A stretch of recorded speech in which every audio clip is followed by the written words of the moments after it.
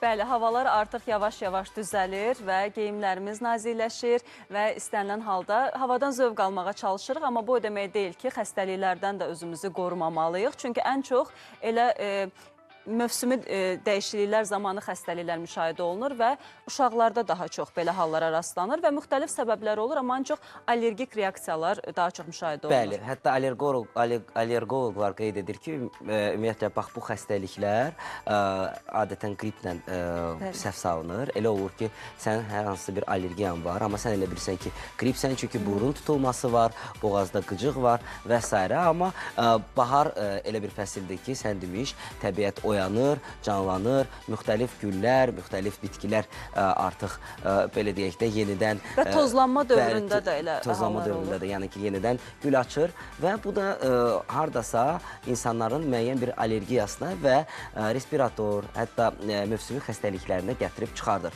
Hər hansı bir allergiyan var? Hələ ki yoxdur. Hələ ki yoxdur. Bəlkə də var. Var, yəqin ki var. Çünki mövsümi dəyişikliklərdə mən o halları müşahidə edirəm, amma məndə olan allergiyalar biraz fərqli cürdür. Məsələn, havaya çıxanda, gün işığından filan o tipdə allergiyalarım olur və bəzi elə məsələlər var ki, onlara sadəcə diqqət eləmək lazımdır.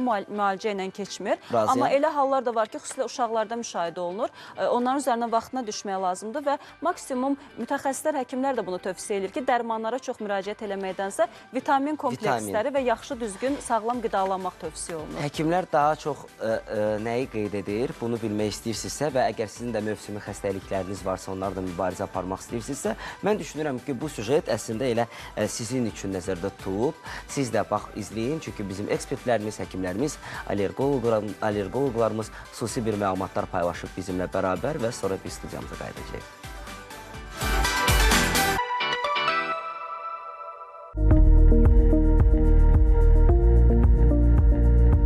Yaz mövsümünün gəlişi ilə təbiət canlanır. Fəsil dəyişikliyi həm də insan orqanizminə öz təsirini göstərir. Havaların gün ərzində dəyişkən keçməsi, soyuq dəymə, vitamin çatışmazlığı, allergik reaksiyalar, xroniki xəstəlikləri daha da artırır. Mütəxəssislər xüsusilə rinovirus infeksiyasının yayıldığını, həmçinin il boyu davam edən adenovirusun yazda daha da kəskinləşdiyini deyir. Onların kəskinləşməsi müxtəlif faktorlardan asılıdır və ilk növbədə respirator allergiyanın, tənəffüs allergiyadan biz danışsaq, bu müxtəlif tozlarla əlaqəlidir. Yaz aylarda həmin ağaclar toz tökür və bu insanlarda xroniki allergiyanın kəskinləşməsini biz müşahidə edirik. Eyni zamanda meyvələr, tərəvəzlər, bəzi gila meyvə və s. onlar da öz növbəsində qida allergiyasının kəskinləşməsinə gətirib çıxardır. Bununla yanaşı həzm sistemi xəstəlikləri, mədə və 12 barmaq bağırsağının iltihabı, mədə xoralarına da bu mövsümdə tez-tez rast gəlinir.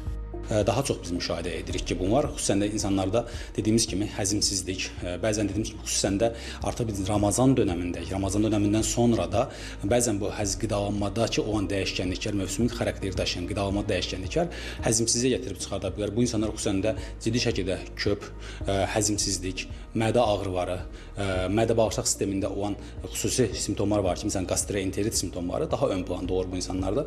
Ona görə də bir insanlar bədəndə hər hansı bir narahatçılıq hiss edirlərsə, dediyimiz kimi bu davam edirsə bu şikayətlər, o zaman həkimə müraciət etmələri tövsiyə olunur. Sadalanan xəstəliklər xüsusilə uşaqlar arasında geniş yayılır. Xəstəliklərdən özümüzü qorumaq üçün vitamin və minerallarla zəngin qidaları qəbul etmək məsləhət görülür. Havanın temperaturundan asılı olaraq düzgün geyim seçmək və istirahətə kifayət qədər vaxt ayırmaq da mütləqdir. Vüsal Arifsoy, Ələkbər Salih, Vahid Zalov, Telesəhər.